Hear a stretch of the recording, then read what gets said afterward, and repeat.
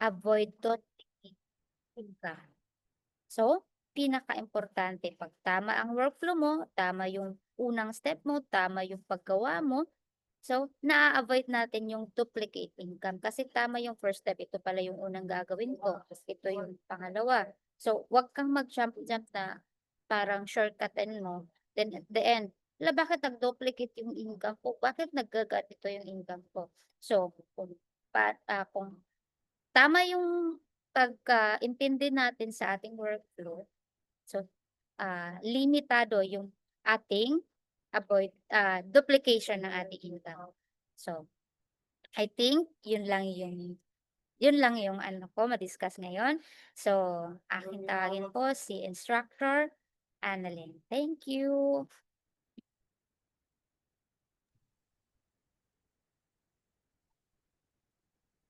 Okay. Hello, good afternoon. Naririnig po ba ako? Yes po, Instructor. Yes po. Thank you, Miss Hazel and Miss Maricel. So, good afternoon po sa ating lahat. So, na-miss natin ang isa't isa. Tama nga, nag-leave kami. Nag-leave kami for a week. So, hindi naman napag-usapan pero nagkasabay-sabay yung mga kailangang asikasuhin. So, pasensya na po. And i-extend naman natin. So, this week, magiging dalawa yung sessions natin. Di po? Yung isa is on Saturday. Mamaya pag-usapan natin kung anong time yung gusto ninyo. Para mas maraming maka-attend. So, weekend tayo. Buhos na natin lahat kasi yun yung last session natin for QBO Booster Saturday. So, siguro naman yung iba wala namang pasok, ganyan, or half day lang sa work, ganyan. So, para mas maraming maka-attend. Tapos, doon, lahat, buhos na natin doon. So, kung may mga hindi pa kayo naintindihan, ganyan, or may mga questions na hindi pa rin na sasagot, kundi natin masagot today by next Saturday. Okay? So, all right. So, let's go to the lesson proper. Instructor, excuse po. Picture po muna tayo. Baka po mawala. Mawala. Ayan, 36 tayo. 26 po tayo ngayon. Ayan po. On cam po muna. On po muna. Po. Ayan. Dalawa lang naman po ito. So, may hahabol pa po ba? May mag-on cam pa po ba? Sige po. 1, 2, 3, smile po.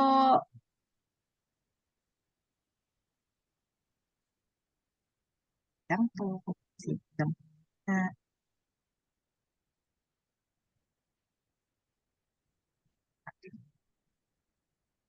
Ito pa po. Second page po. Hindi ko po alam kung nasaan po kayong page. Smile po. 1, 2, 3, smile. Yan po. Yan po. Okay na po. Okay na po, Instructor Annalyn. Okay, thank you po. So, let's get going. Okay.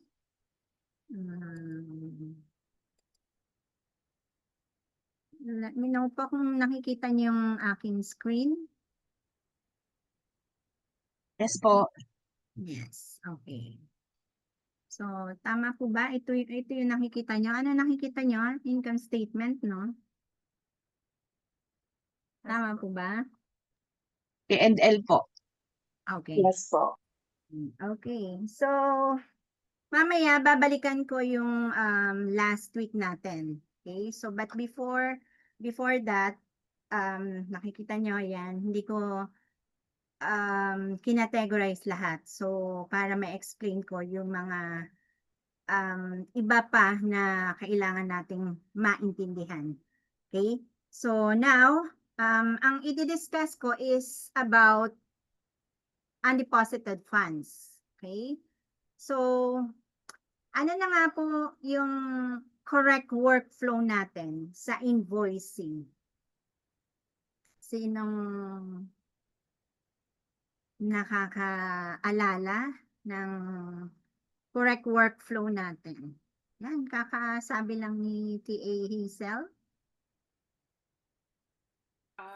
Invoicing po, correct flow is you create the invoice. Hello? Yes po, go ahead. Yeah, create the invoice tapos ang magiging labas niya is debit accounts receivable and then credit sales invoice. Tapos you have to do the payments. Tapos ang lalabas niya sa journal niya is undeposited fund, debit, and credit accounts receivable. Then papasok ka na sa make bank deposit, which is debit bank account dun sa case natin Wells Fargo, and then undeposited funds credit. Okay, so thank you very much po, Miss LT. Napakaganda naman ng voice niya. Very modulated. Okay, so tama naman po. Okay, since we already know kung ano ang correct workflow, so natural lang na alam natin siyang i-apply kapag ka nagkaroon tayo ng yun nga, sabi ni Miss Hazel na growing undeposited funds. Okay? Actually, talagang nag-grow yan, especially if yung client mo, hindi niya alam yung tamang workflow. Okay? Marami kasi talagang business owners na hindi alam yung tamang workflow. Bibihira yung nakakaalam. Okay? Basta yung iba, gumawa ng invoice, binayaran, dineposit, tapos. Okay? Tapos hindi nila nakikita na meron pala talagang dapat na susundang process para maging tama. Okay? And katulad nga nung motivation natin kanina, di ba? Yung at the very beginning pa lang, mas maganda kung tama na yung workflow para yung success at the end magiging tama. Diba? Ganun naman talaga kasi sa accounting eh. Pagka nagkamali ka sa umpisa, domino effect yan, di ba? So, tuloy-tuloy yung mali.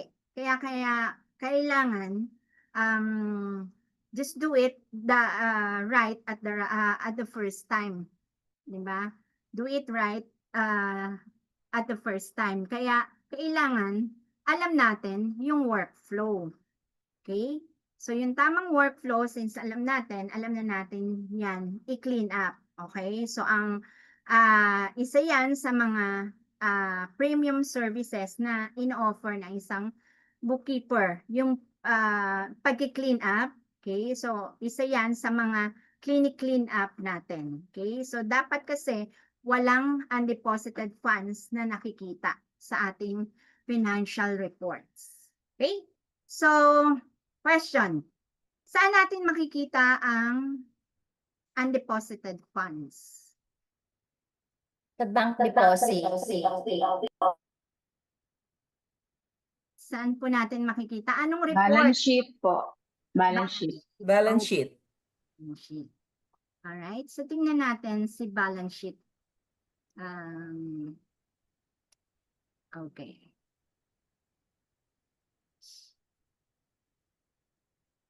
Balance sheet.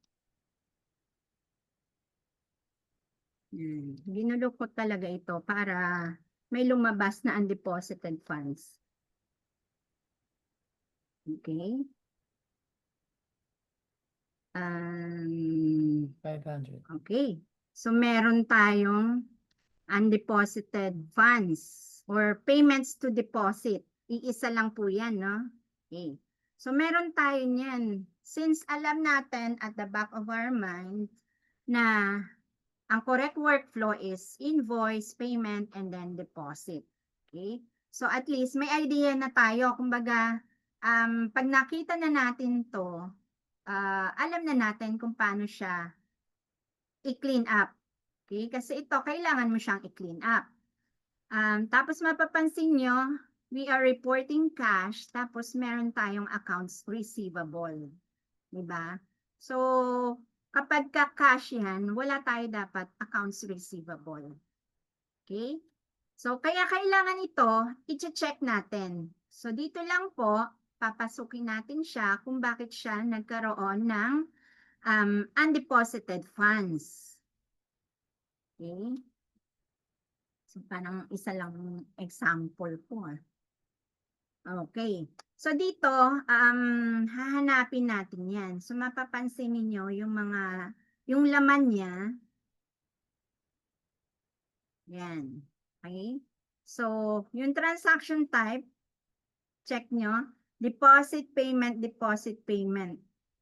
Okay. Yan. Alright. So, meron siyang 500 na natitira. So, pagka ganito, mahirap natin siyang i-track. Okay? So, all we have to do, nasaan siya? Kailangan i-sort out natin. Okay? Wait. Bakit wala dito? Okay. Kasi kailangan natin ito i-sort out per balikan ko. Okay. Yan. Okay. Kasi hindi natin makita dun sa report na yon. Okay. So, ito. Yan. Dito, pagdating dito kasi hindi natin siya makita, di ba? Ang daming payments to deposit. Hindi natin ma-identify kung sino yan. Okay. So, para mas ma-identify natin, pagsasama-samahin natin yung name. Actually, wala dito. Nasa January.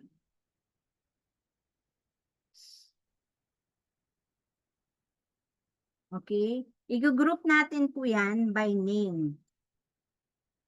Yan. Okay? So, nakikita nyo, sorted na siya per name. At least, nandyan, makikita mo, dapat yan, may deposit, payment, and then magzi-zero out siya.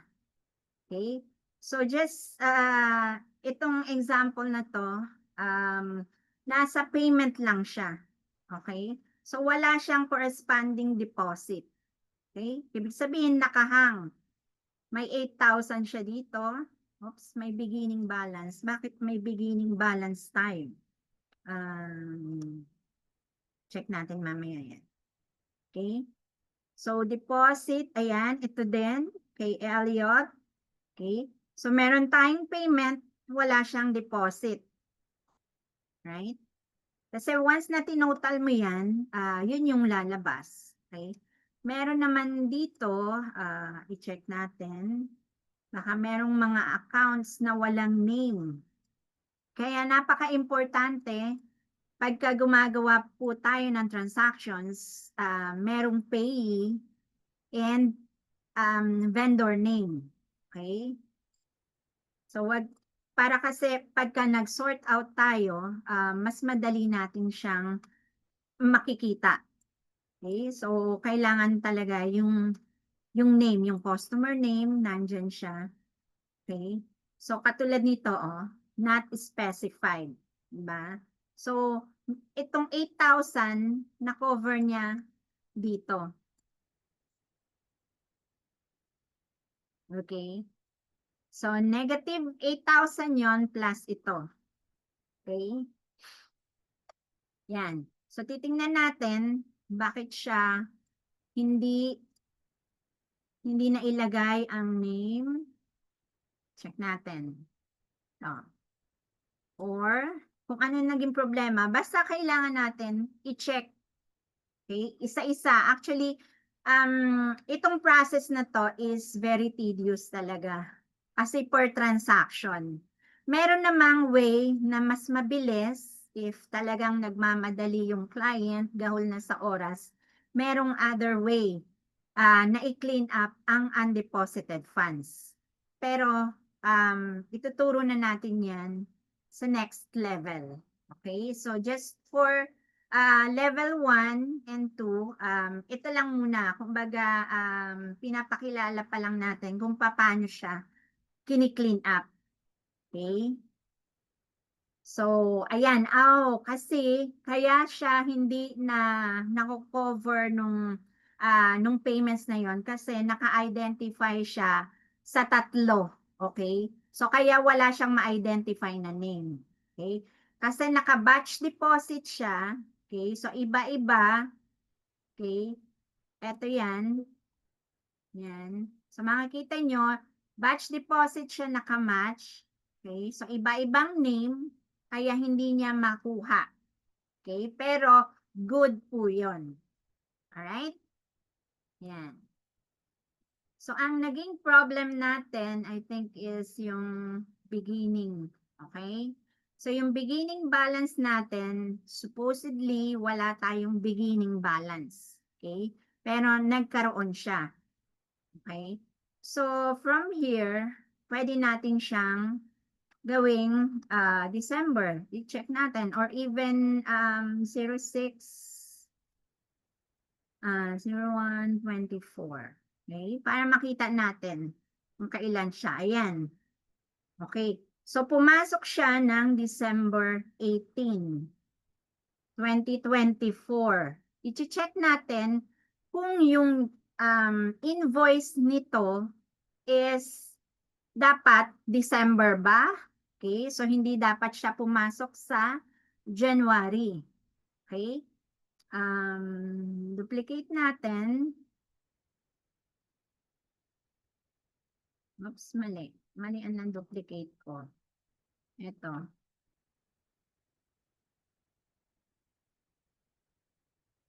Okay. Ayan. Check natin dito sa sales, yung invoice ni Bert and Row. Okay? So, dito sa sales, and then all invoices, yan, hanapin natin si Bert and Row. Ayan. Okay? So, nandito lahat yung kanyang invoices. Okay? So, ito, may journal entry. Okay? So, ito, clean up na to, no po? So, kaya kailangan magiging lahat ng possible areas dapat i-check po natin. Okay? So, katulad nito, December siya, yung invoice niya. Okay? December yan, pero i-check natin yung payment, kailan ba yan pumasok.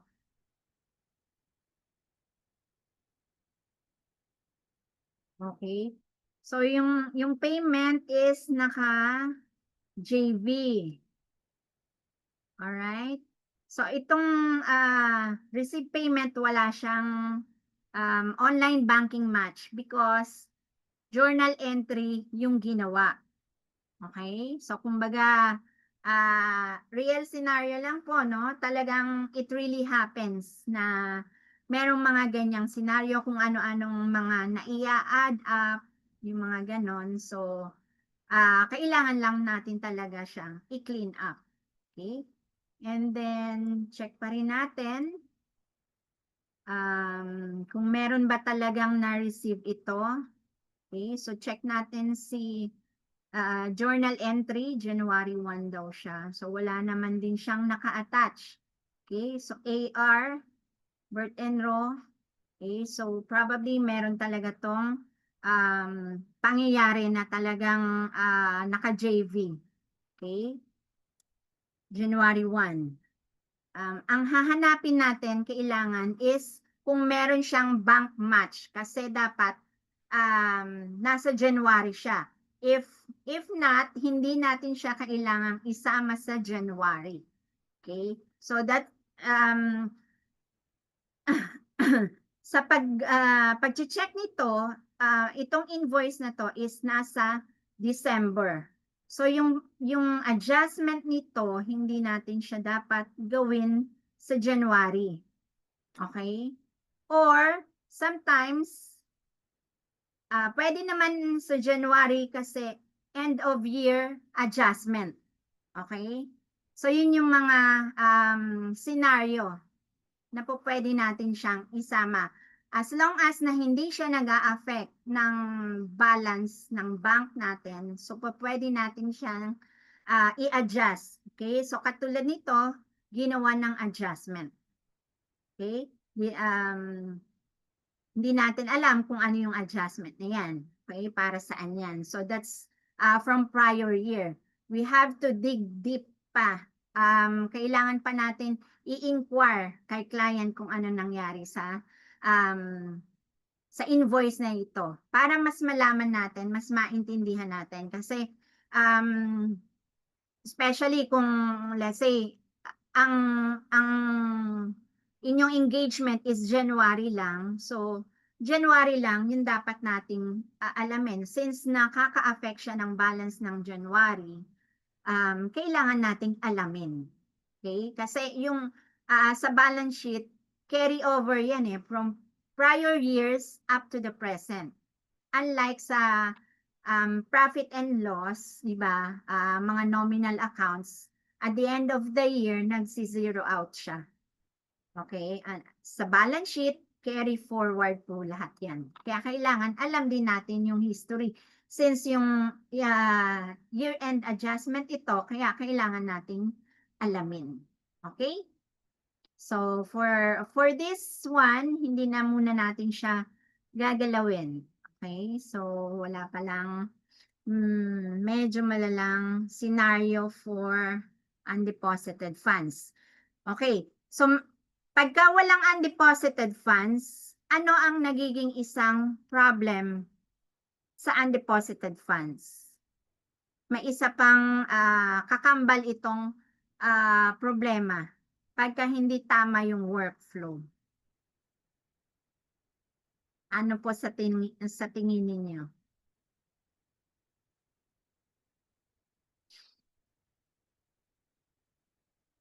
Accounts payable. Accounts payable. AR po tayo. Accounts receivable po, instructor. Okay. Yung sa accounts receivable, ayan, tingnan natin yung kanina. Asan na yung record?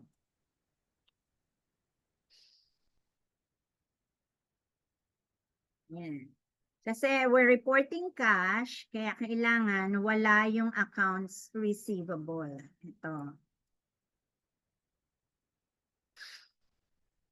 Okay. Okay. So, wala naman siyang ibang balance. Okay. So, ito. Yung journal entry na yan na nag-a-affect ng ating, tawag nito, ng ating balances. Kaya kailangan, i-verify natin yan. Okay, i-verify natin yan kay client. Ano ba nangyari dito? Bakit may journal entry? Okay? So, yun po. Kaya kailangan i-check natin yan. So, meron pa isang kakambal. Okay? Triplets na pala, no? Pangatlo. Okay? May isa pa siyang nagiging problem aside sa undeposited funds, yung AR niya, okay? May isa pa. Overstated yung income.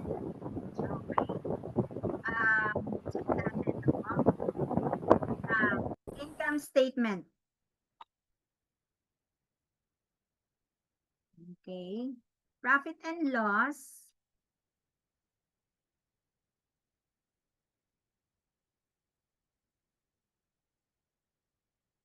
Okay. Ano po napapansin nyo sa profit and loss? Anong account ang hindi dapat na nakikita natin dyan? Unapplied cash payment income. Yes, that's correct. Okay. So, yan po, yung undeposited funds, unapplied cash payment income, those are created by QuickBooks. Okay? So, hindi yan, although default accounts yan, hindi talaga yan lumalabas kung hindi correct yung ating workflow. Okay? Kung correct yung workflow natin, wala yan. Kung incorrect ang workflow, talagang lalabas yan. Kaya yan yung nagsasanga na problema. Okay? So, nagsasanga ng problema yan kasi nga incorrect yung workflow. Ito dapat naka-apply yan sa invoice. Okay? So, let's check.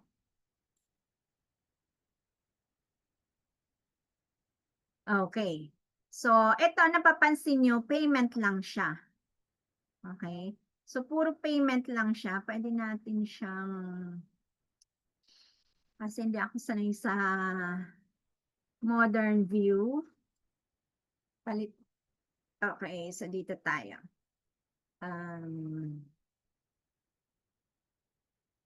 Okay.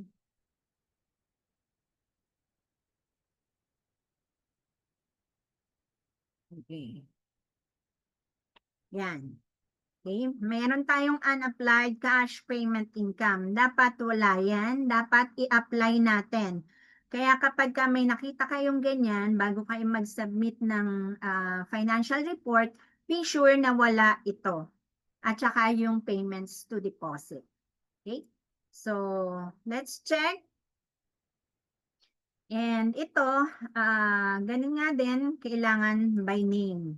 Okay, para, especially kung marami yan, minsan, marami talaga siya, para at least na-identify natin kung kani-kanino yan. Kung ito, dapat meron siyang payments, di ba? Meron siyang invoice or deposit na naka-attach. Okay? So, i-check natin. Kailangan lang pasukin natin siya. Okay? So, si payment. Okay? So, mapapansin nyo, umpisa natin dito, ang correct workflow is invoice, and then payment, and then deposit. Okay? So, yung tatlong yon. Okay? Pag nag-check tayo, start natin dito. Okay? So, this January 12, tapos, yung payment, ito yung deposit, January 12, pumasok sa bank, January 12. Tinatakan ng mark paid, January 12 din. And the invoice, ayan. Okay? So, ang invoice niya naging February 2. Okay? Kaya nagkaroon siya ng unapplied. Hindi niya makita na nandun siya sa January. Okay? Kasi February yung invoice niya. Okay? So, anong dapat nating gawin?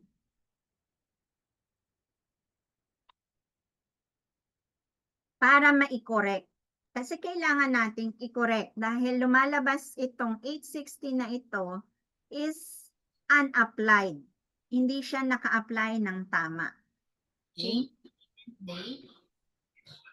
Ano po?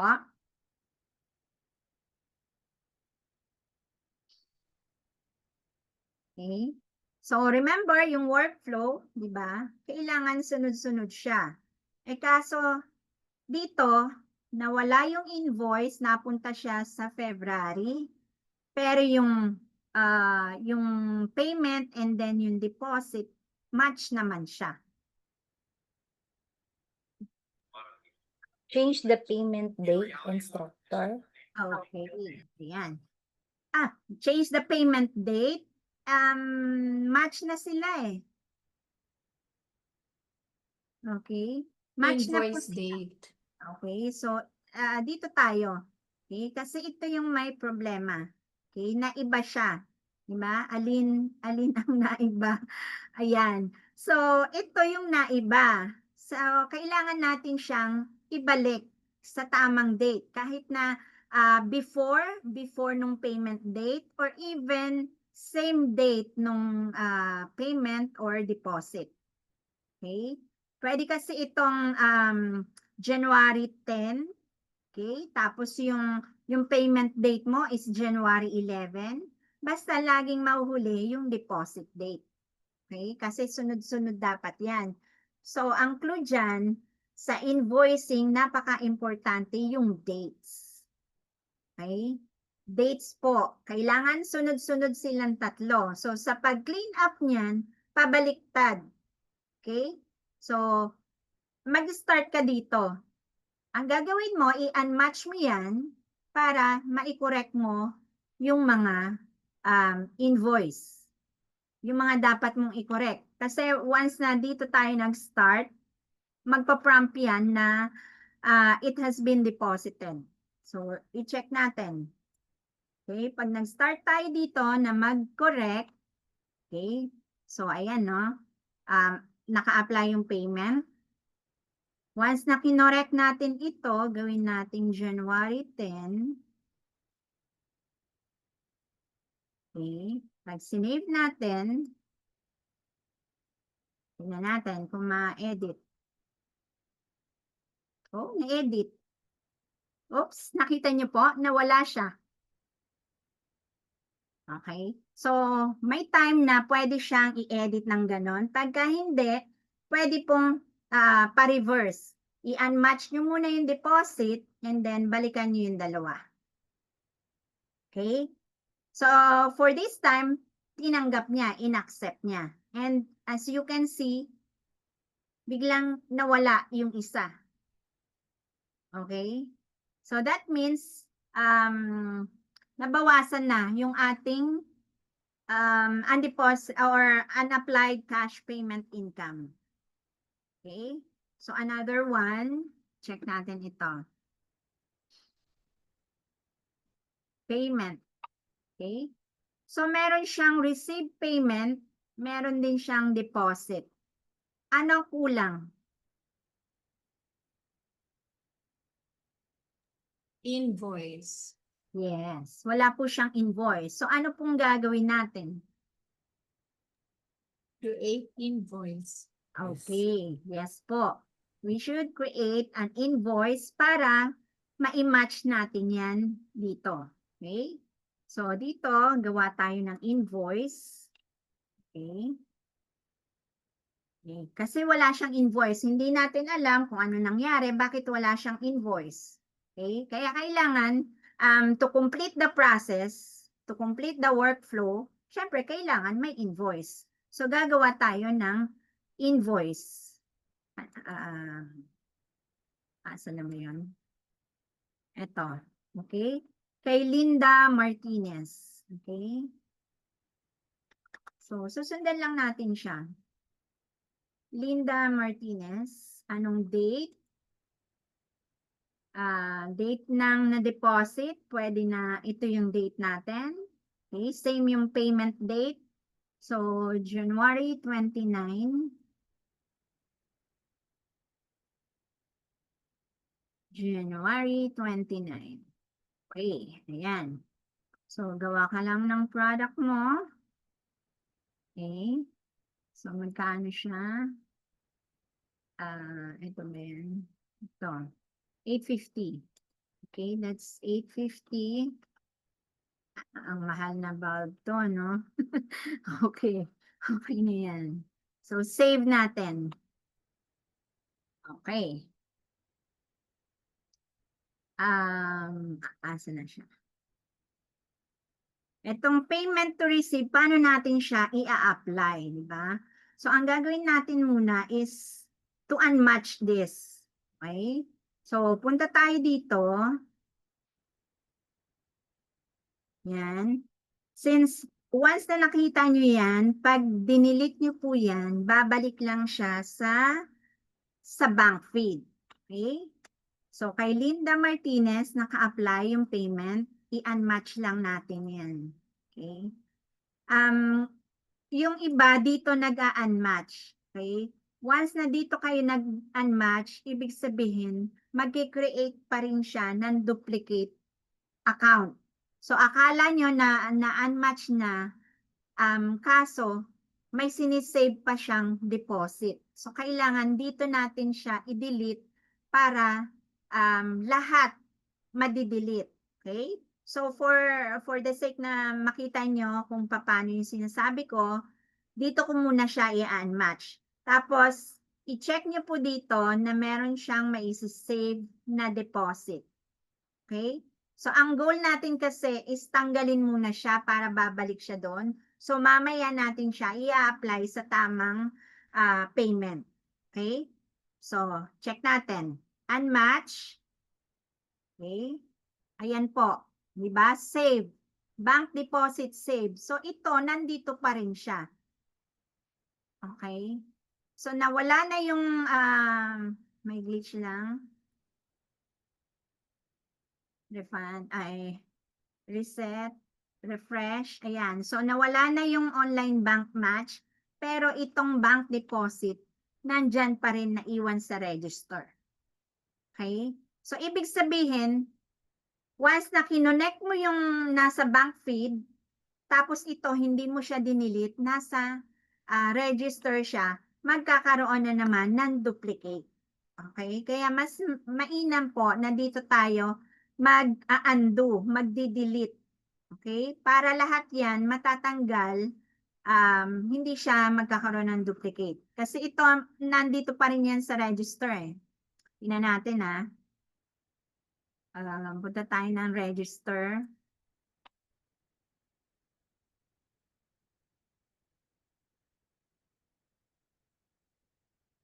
$850. Ayan. Diba? Deposit kay Linda. Mapapansin nyo wala na yung folder kasi nga in-unmatch natin, tinanggal natin. Makikita na natin yan sa bank feed. Okay? So ito nandyan kasi hindi ko dinilit yung deposit dito. Okay? So makikita natin yung bank transaction dito sa bank feed. Yan. Ito siya. Okay? So, kaya kailangan, delete natin to. Yan. Yan. Para totally deleted siya. Matatanggal siya sa register. Okay? So, ayan. Wala na siya. Okay? So, hindi siya nagkaroon ng duplicate account. Alright. Now, dito sa receive payment, okay, pwede nating tanggalin na muna to. Okay, para mai-apply natin doon kasi hindi natin to mai-apply ng ganito na nakalagay na siya. Okay, so just delete lang. Asan na siya? Invoice, sales. Yan.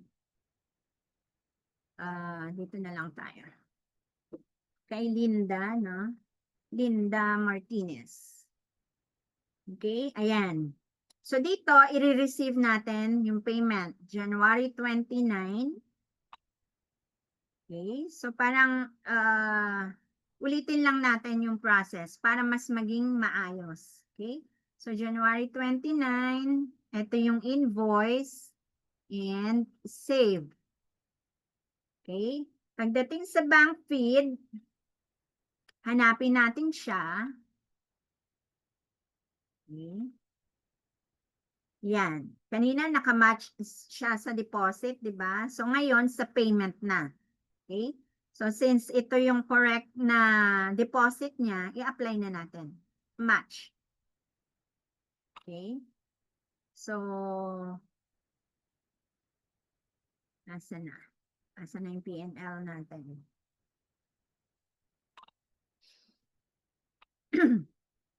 Okay? Yung ating P&L, i-check natin.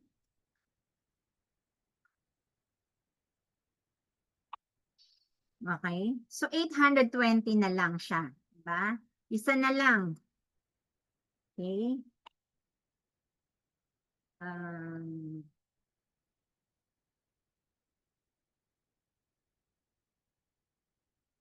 Okay.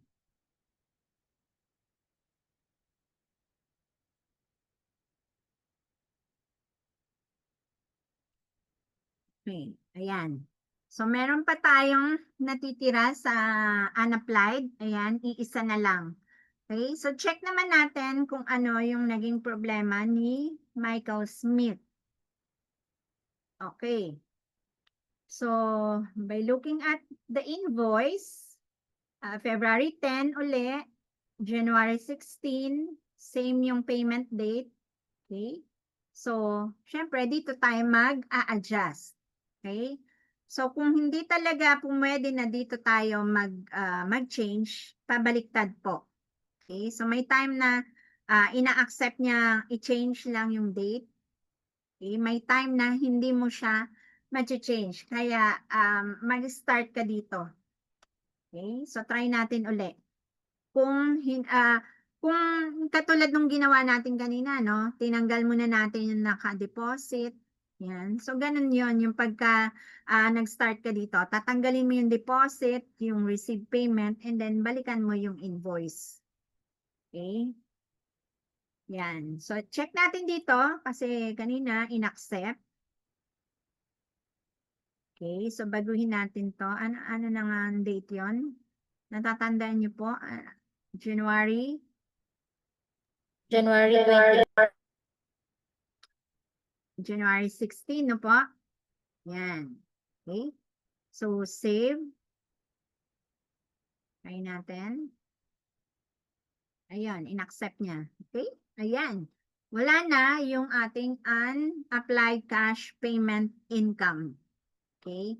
So, ganun din yan doon sa undeposited funds. Okay? Ganun din po yung workflow niya sa pag-clean up.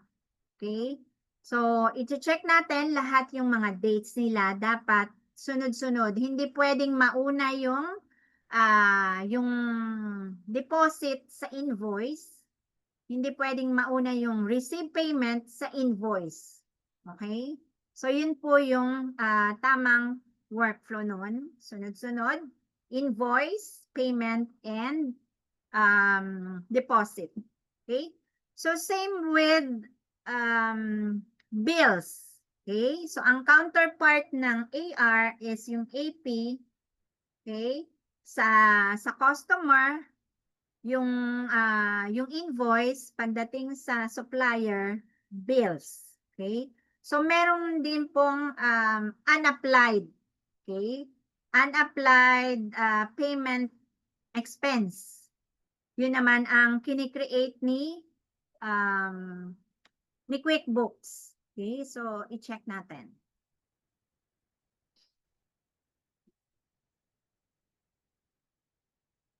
Ayan. Okay, so ito, unapplied cash bill payment expense. Okay, so same logic po ang dapat nating i-apply kapag ka nakakita tayo ng ganito. Okay, so once na chinek natin yan, okay, yan, meron siyang bill payment lang. Okay, meron siyang bill payment, wala siyang bill. Okay, so dapat gawan mo muna siya ng bill. Okay? Para mawala siya dyan. Okay? So, makikita natin yung bill payment is nakamatch na siya sa bill payment.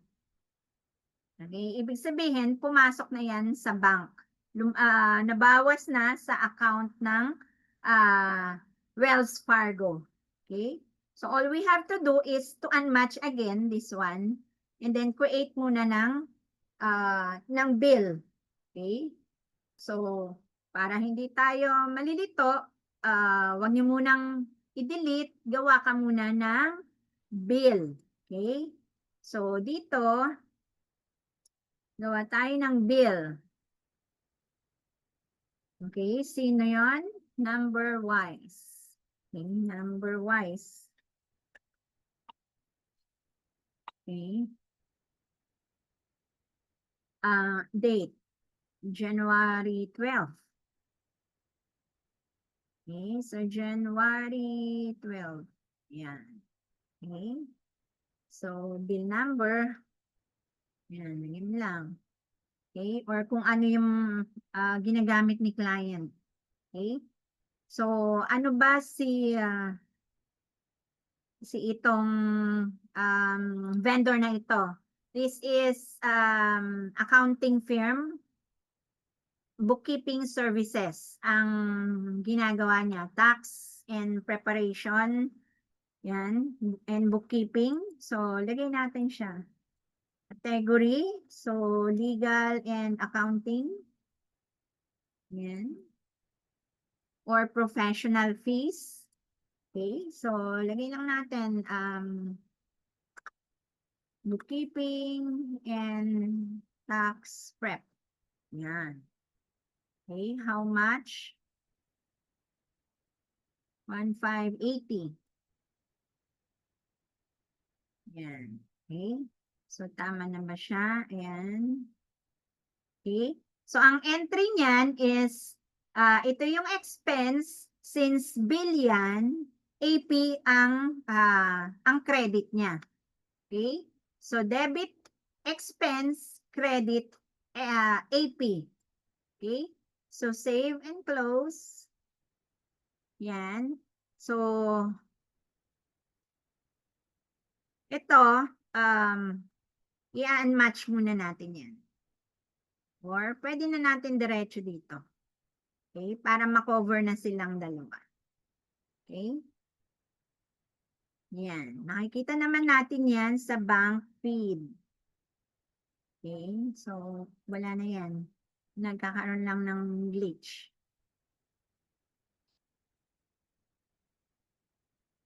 Okay? So, bumalik na siya dyan. Okay? Nawala siya dito kasi dinilit natin. Kailangan nating i-match. Okay, search tayo sa amount. Yan. Okay? So, si bill, tatatakan na natin ng receive. Okay? Alright. So, magkakaroon pa rin tayo ng problema kasi January 8 siya. Okay? January 8 siya na-receive, hindi pwedeng late ang ating bill date. Okay? So, ayusin muna natin. Gawin natin January 8 na rin. Okay? So, this should be January 8. Yan. And then, save muna. And then, mark this as paid. Okay? By the same date. Okay? So, ayan. Bill date at saka payment date pareho. Save. Ayan. Nakamatch na siya sa bill payment. So, just match. Okay? So, pag chinek natin si profit and loss,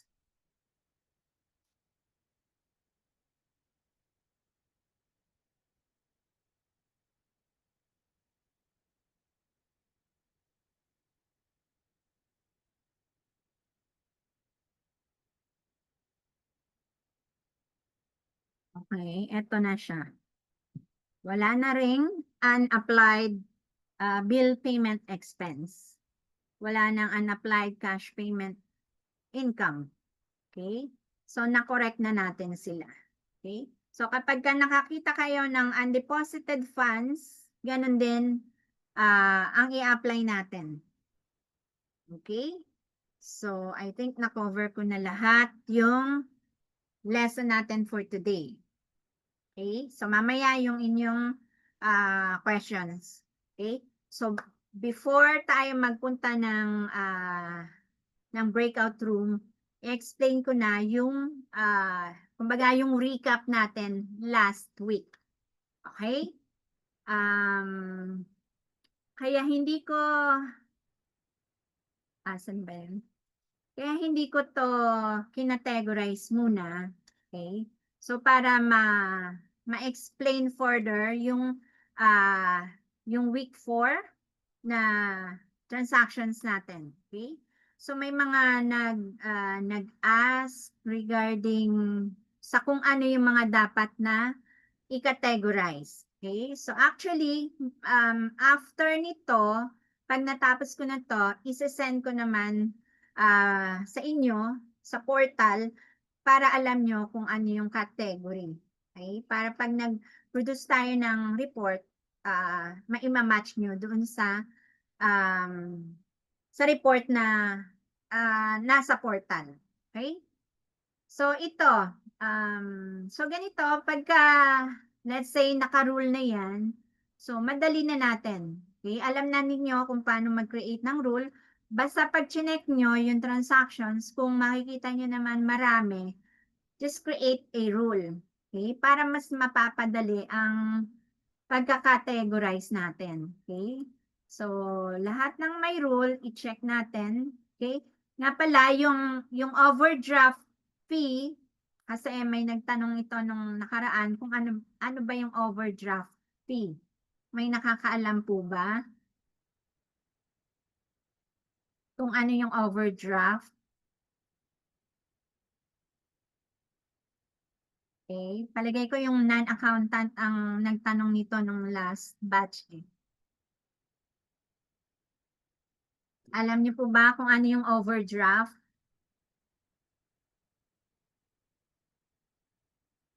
Hello, nandyan pa po ba kayo? Bank fees po.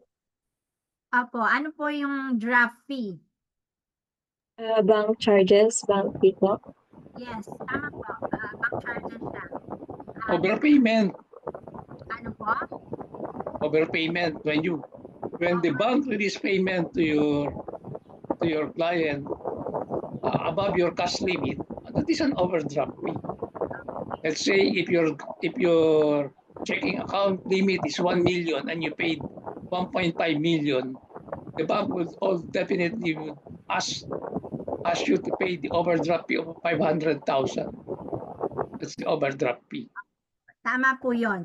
So, in short, in layman's term, tumalbog yung funds ninyo. Yung check ninyo, tumalbog. Okay? So, yun yung Correct. overdraft fee. Okay? Kasi, kulang na sa funds, wala nang pondo yung inyong account, nag-issue pa kayo ng check.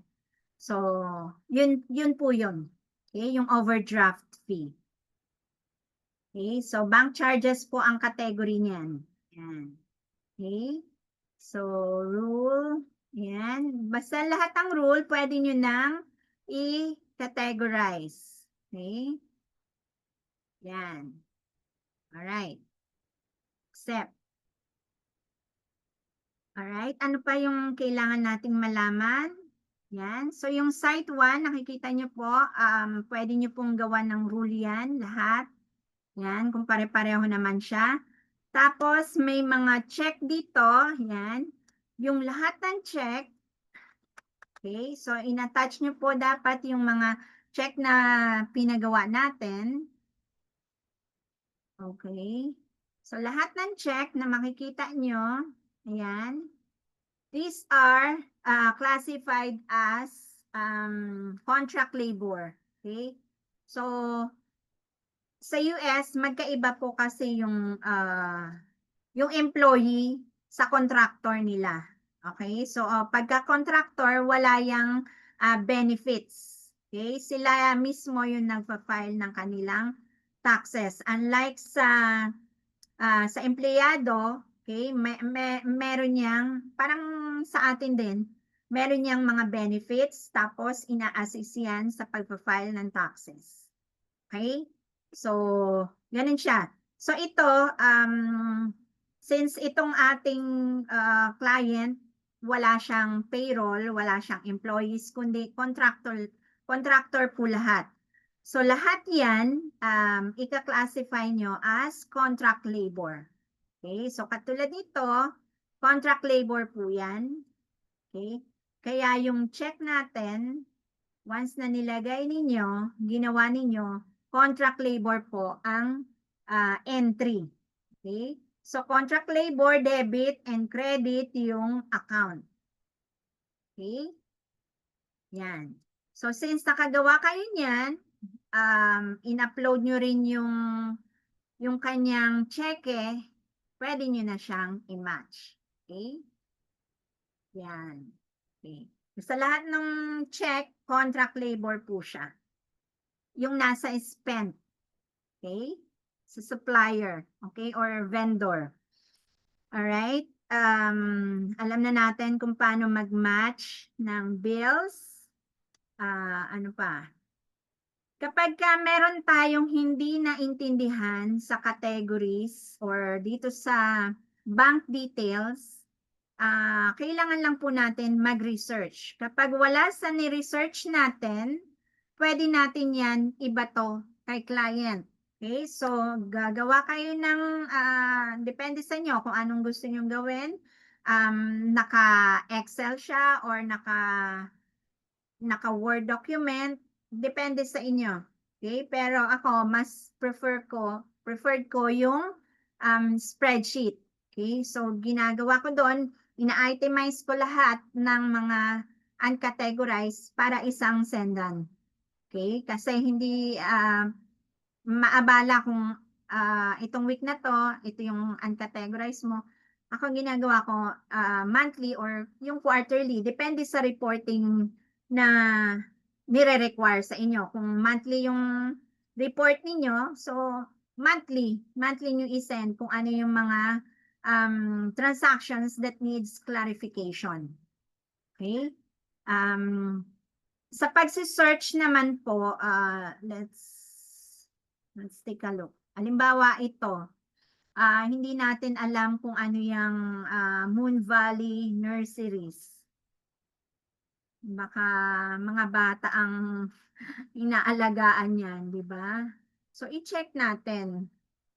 Okay, magsa-search lang tayo. Moon Valley, ayan. Moon Valley Nurseries. Okay. So, makikita nyo po, di ba? Pictures pa lang. May mga flowers, may mga plants. Ayan. So, Moon Valley has multiple nurseries location. So, ibig sabihin, regarding sa gardening. Okay? So, supplier siya. Okay? So, ganun lang po. Kapag hindi natin naintindihan yung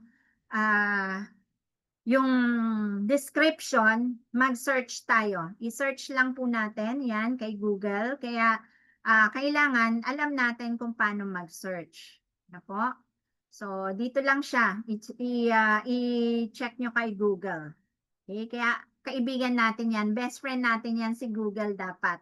Okay? Kasi, kasama yan. Kailangan nating mag-search. Hindi lahat ng hindi natin alam, dapat itanong doon. Pwede muna tayong mag-search kung medyo vague yung binibigay ni Google, tsaka natin i-ask kay client. Okay? Tsaka natin ibato sa kanya para mas maliwanagan tayo. Okay? Para mas tama yung categorization natin. Okay? Ano pa? Yan. Tapos, yung mga, nakikita nyo po yung online transfer. Okay? Sabi ko sa inyo, huwag kayong malilito sa online transfer. I-check nyo po maigi kung ano yung nilalaman ng bank details. So, sabi niya, online transfer to Daniel Gill, okay? Everyday checking, rent truck, and equipment. So, hindi yan transfer, kundi expense. Makikita nyo po, nasa spent column siya. So, expense to, kahit na nakalagay online transfer, ibig sabihin, nag-transact siya online. Okay? Trinansact niya online yung pambayad niya para dito. Okay? So, kapag kinategorize niyo yan, bali dalawa. Okay? So, isang rent truck at saka equipment. Okay? So, for this instance, since dalawa, hatiin lang natin para wala tayong maraming question. Okay? So, isang 1,650, kung magkano yung half niyan, will go to rent ng truck, and yung other half will go to equipment. Okay? So, ang sinasabi namang online transfer, ito yon. Pagka dito, let's say, magta-transfer from one bank account to another, ito yung gagamitin natin. Okay? So, magkaiba po yun. Okay? Ito, online transfer, expense siya. Okay? So, dito, ganun din, online transfer, transfer niya dito sa ibang bank. Pero hindi, yung isa, expense. Okay? So let's say itong Wells Fargo na to, magta-transfer siya sa BOA. So nasa spent item siya. Okay? So pagdating sa BOA, dapat nasa receive column siya. Kasi transfer from this bank to another bank. Okay? So may receive siya dito. Ito, may spent expense. Okay? Pero naglipat lang ng account. Kumbaga, kulang ng funds, nilipat. Okay? So yung movement lang nung cash. Walang expenses na ika-categorize kasi cash lang ang involved. Okay? So maliwanag po yan, ha? And then, pagka nakakita kayo ng transfer na ganon, kailangan po nating sundan. Okay? Sundan natin para hindi tayo nagkakaroon ng duplicate. Kasi kailangan ng isa, record as transfer, yung isa is match. Okay? Hindi pwedeng dalawa silang record transfer kasi magbabatuhan sila ng account. Okay? Kaya kailangan isang record transfer, yung isa match lang. Okay? Yan. So, katulad nito, sa Capital One, yung payment niya, ayan. So, kapag kaganyan, nagmamatch siya, susundan mo lang din. Okay? So, yung isa, add credit card. Okay? Dito yan. Record as credit card. Yung isa, kung saan siya galing, ayan, Wells Fargo 1077, pwede dito, match na. Kung dito ka mag-add ng add credit card payment, dito sa kabila, record as match. Okay, ima-match mo siya. So dito, gawin natin. Okay, tingnan muna natin dito, 650. Okay, tingnan natin. Yan. Okay. So, di ba, naka-pair na siya. Pwede ka ditong mag-add ng credit card payment. Or dito, match na. Okay? So, pwede kahit saan. Basta isang match, isang add credit card payment. Okay? So, dito tayo mag-add ng credit card. And then, sundan natin dito. Ayun. Hinila niya na. Okay? May time na hindi niya hinihila. May time na hihilain niya kaagad. Okay? So, pagdating dito, nawala na siya.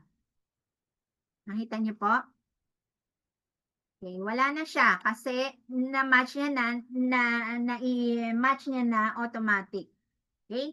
So, hanapin natin yung isa. Yung isang credit card. Okay? Payment. Ayan. So, itong isang credit card payment, dito tayo mag-credit card payment. Magkano yun? 500. Okay.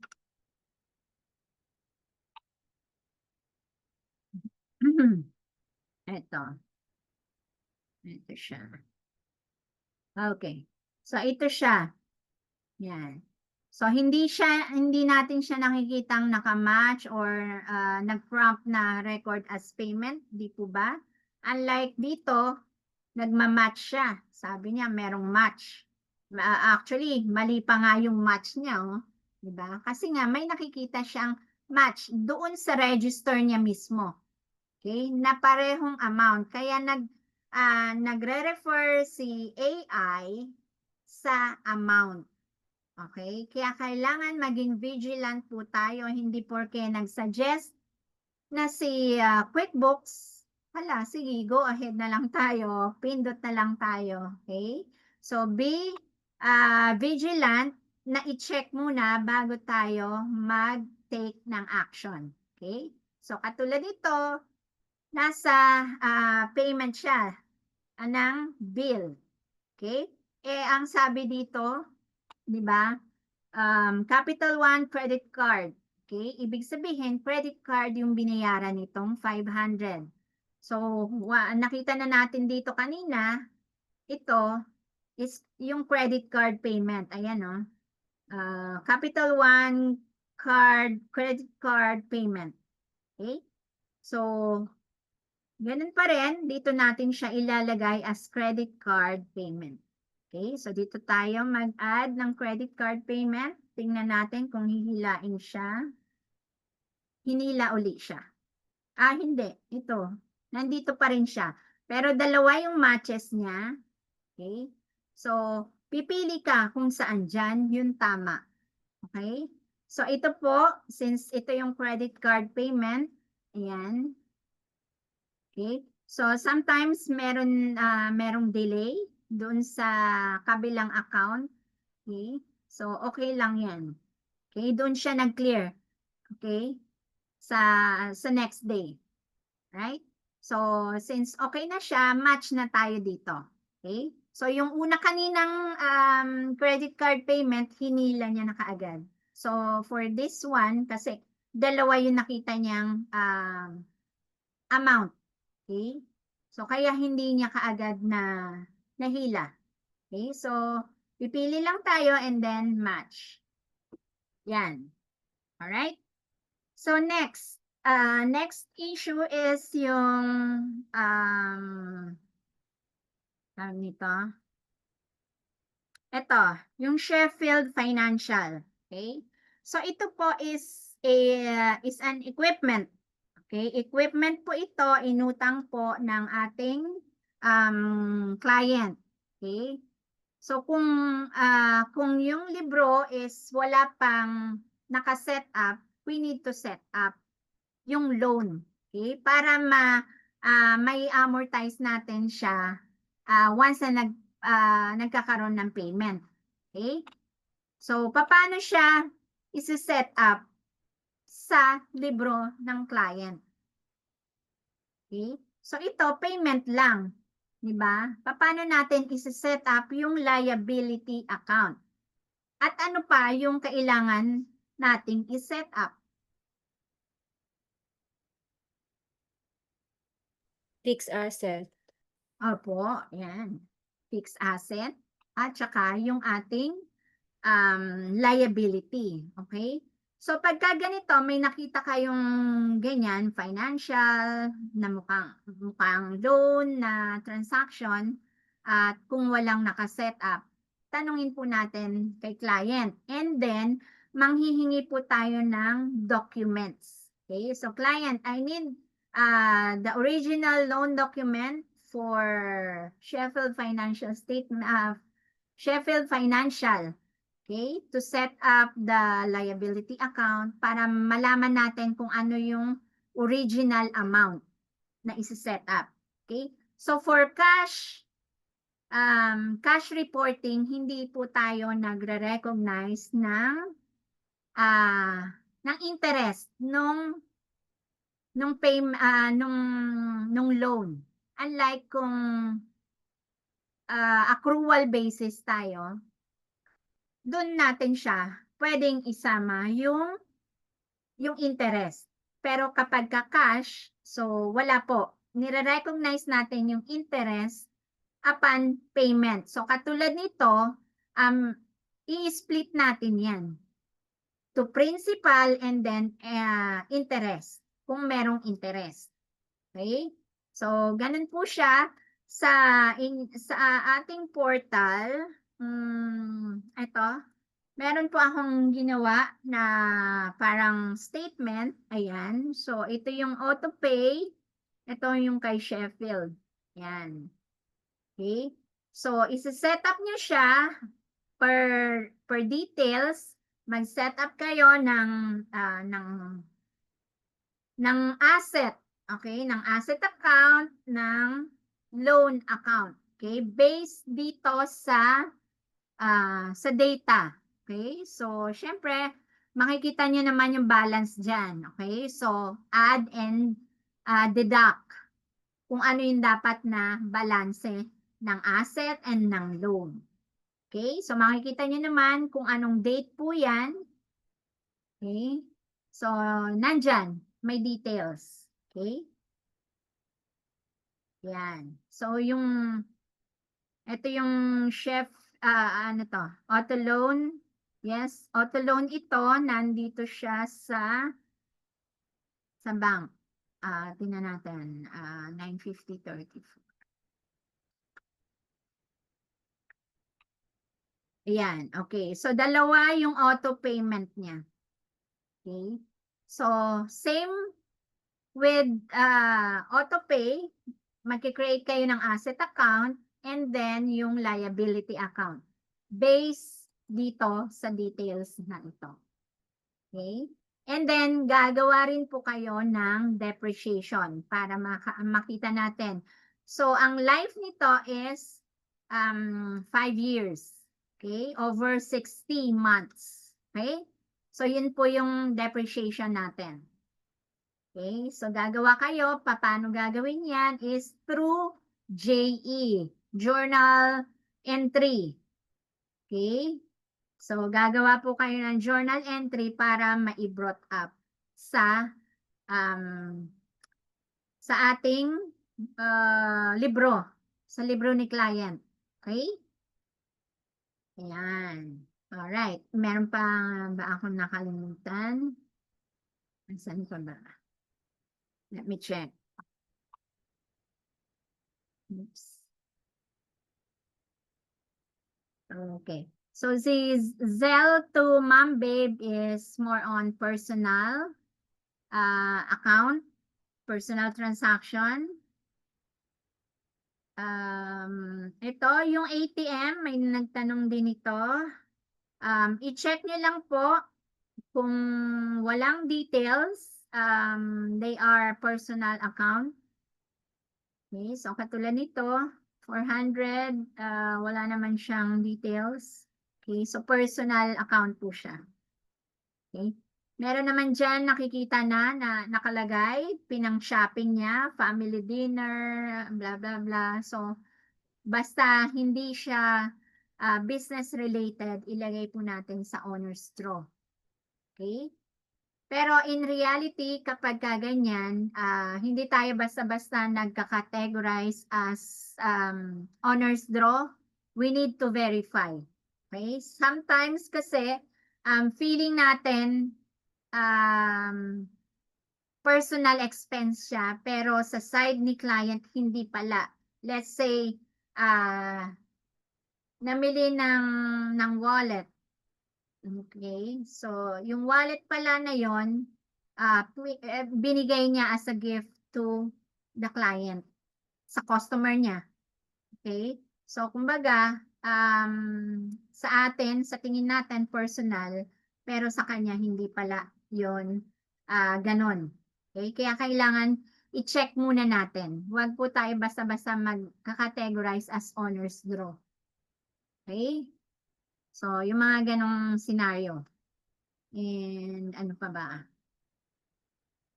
Yan. So, I think na-cover ko na lahat. Okay? So, basta ito, once na matapos ko, ilalagay natin sa portal yung categorization. Okay? Para may challenge din naman sa inyo, ma-compare nyo kung tama yung mga categories ninyo. And another thing po pala is, pag may nakita kayong mga, let's say,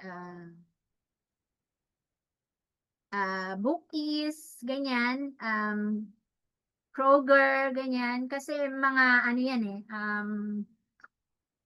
gas station with convenience store. So sometimes nagpagas sila o kaya namili lang dun sa store.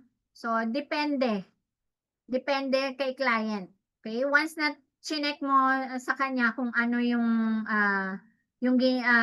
binili niya sa particular company or store na to, all throughout na, ganun mo na siya i-categorize.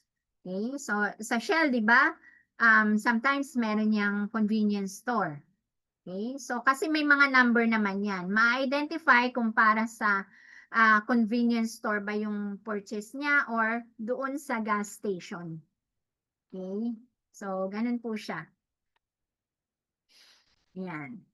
So, katulad ito, Konoko, yan, okay lang yan kasi talagang gas lang siya.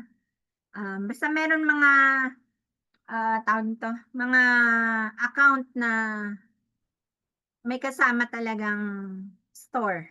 Okay? So, minsan food, minsan gas. Okay? So, meron pa ba? Okay, so yung auto. Okay. So, ayun o, ito o, nakalagay naman siya, personal use. Okay? So, ayun po. Okay, I think na-cover ko na lahat yung gusto kong i-clarify para at least mas maliwanagan. Okay? So, Miss Maricel, TA? Yes Okay. po. Okay, what's next?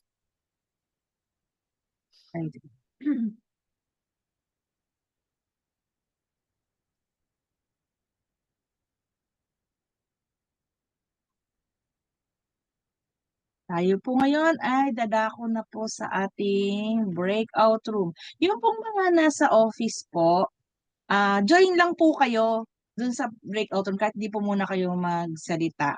Okay lang po. Basta po mag-join na po kayo sa breakout room. Required po kasi yun. So, kahit po hindi kayo magsalita doon, okay lang po. Yun lang pong mga kasama niya para naririnig niyo rin po sila. Kung hindi po kayo pwedeng magsalita, okay lang po yun. So, i-open ko na po ang ating breakout room. Doon po pag-uusapan ng mga assignment po, hindi po ang mga kaganapan sa ating gobyerno, ay politika. Hindi po. Join na po kayo.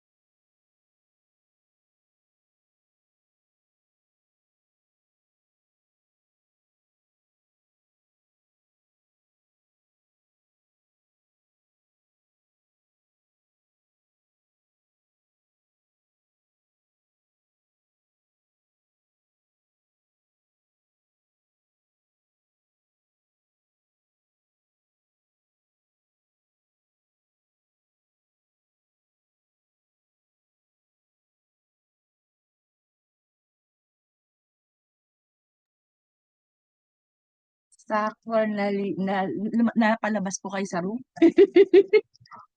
Wala po kayong nakamute po kayo? Bumalik. Dalawa. Hindi ko naman ginalaw. Ay, ganun po. Paano po nangyari? Paano ako babalik? Balik ko na lang po kayo. Dun sa kanina. Opo, sa number 1 po. Nandun po kayo eh. Oh, Pero bakit? not join po. Hindi po kayo mamove doon sa number 1. Lipat ko po muna kayo sa ibang room. Oh, Saglit. Para babalik ko po kayo doon sa 1.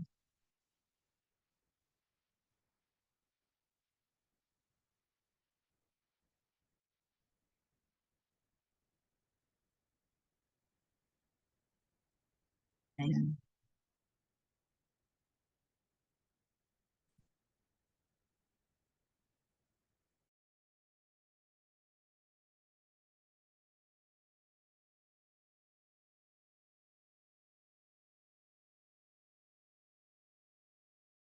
Ano po nangyari? Bakit? Nakamute po kayo, instructor. Ano pong nangyari? Nawawala po kayo sa room 1. Nakamute po kayo. sige po, pabalik uli. Hindi ko na Sige. yun. Kasi, Ilipat ko po muna kayo sa room 14, ha? sige po. Bakit po nangyari? Ba, may napipindot ata ako? Ay, ganun po. Saglit lang. Balik ko po kayo ulit doon.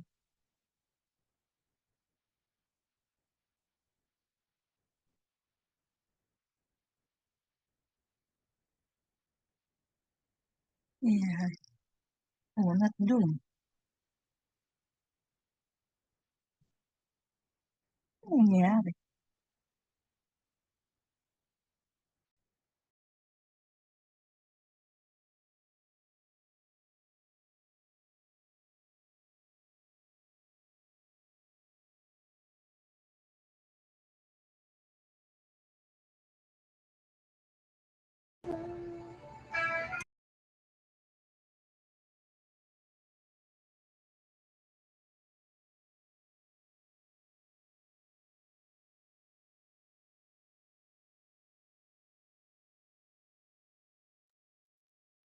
Ayan po. Nakabalik na po tayo sa ating main room. Kamusta po ang kamustahan doon? Yung iba po na baka po kasi nasa office po sila or nasa work kaya po hindi po sila nakakapagsalita. Pagpasensyahan na po natin sila. Ang importante po may kasama po kayo sa room. So pwede naman po kayo mag-message para mailipat ko po kayo sa room na maraming nag-uusap. Yan po kasi allowed lang po ay 3. Kaya po ganon. So ililipat ko na lang po kayo dun sa mga nag-uusap palagi. Yan po, tayo po ngayon ay dadako na sa ating alam ko mag-share screen lang. Ayan. Sa Q&A, may mga question pa po ba kayo o nasagot na po during breakout room? Mag-ano na lang po, mag-unmute na lang po kayo. Ang tuloy mo lang yung sagot sa question ko. Rules. Yan.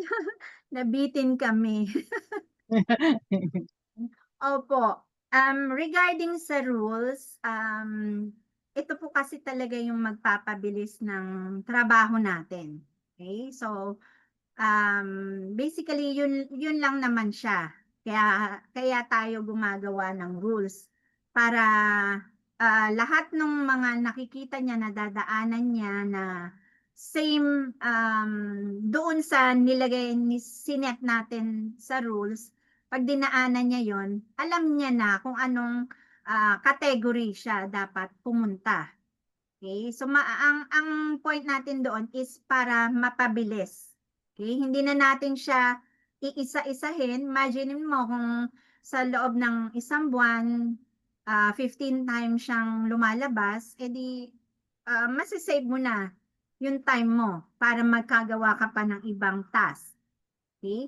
So, yun po yung ambag niya sa ating trabaho, sa ating workflow mapabilis. Okay? So, ayun po. Yan, nabitin kasi kami kanina. Ayan. Exactly, ito pong may Question question. Ay, sige po. Kayo po muna, Miss Marilu. Sige po, go po. So, napanood ko dun sa previous video nyo about reconciliation, example sa Wells Fargo.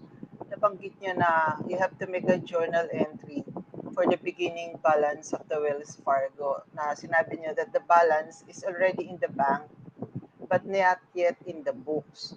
Ano po ibig sabihin nun?